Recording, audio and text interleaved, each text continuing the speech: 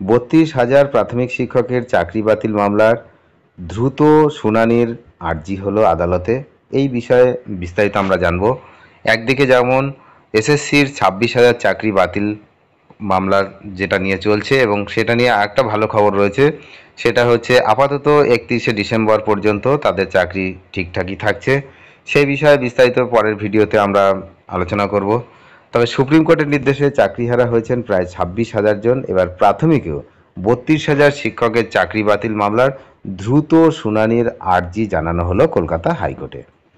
গত বুধবার বিচারপতি তপব্রত চক্রবর্তী ও বিচারপতি ঋতব্রত মিত্রের ডিভিশন বেঞ্চে এই আর্জি জানালেন বঞ্চিত চাকরি প্রার্থীদের একাংশ।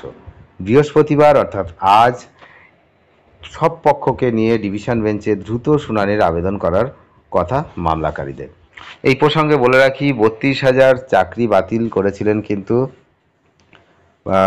বিচারপতি, সিঙ্গেল বিচারপতি, আপনারা জানেন তিনি 32,000 চাকরি বাতিল করেছিলেন, সেই অভিজিৎ গঙ্গোপাধ্যায়। তারপর কিন্তু সেটা ডিভিশন বেঞ্চে যায়, সেখানে স্থগিতাদেশ হয়, আপাতত স্থগিত। তারপরে আরেকজন বিচারপতি যিনি কিন্তু তাকে সেই স্থগিতাদেশ 7ই এপ্রিল পর্যন্ত বাড়িয়ে দিয়েছিলেন, যদিও পরবর্তীকালে তিনি এই মামলা থেকে সরে দাঁড়ান। আপনারা জানতেই পারছেন কার কথা বলতে চাইছি, বিচারপতি সৌমেন সেন। তিনি কিন্তু এই মামলার স্থগিতাদেশ দিয়েছিলেন এবং পরবর্তীকালে কিছুদিন আগে তিনি কিন্তু এই মামলা থেকে সরে দাঁড়িয়েছেন। তো তারপর কিন্তু বিচারপতি চক্রবর্তীর ডিভিশন বেঞ্চে এই মামলাটি রয়েছে। তবে 32,000 প্রাথমিক শিক্ষক মামলার শুনানির দ্রুত আবেদন জানানো হয়েছে এবং সব পক্ষকে জানিয়ে সব পক্ষকে সমস্ত কিছু বিষয় অবগত করে কিন্তু এই হাইকোর্টের ডেট নির্ধারণ করা হবে, এমনটাই আমরা জানতে পারছি।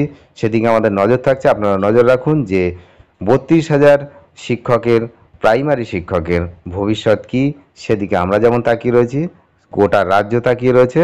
আপনারা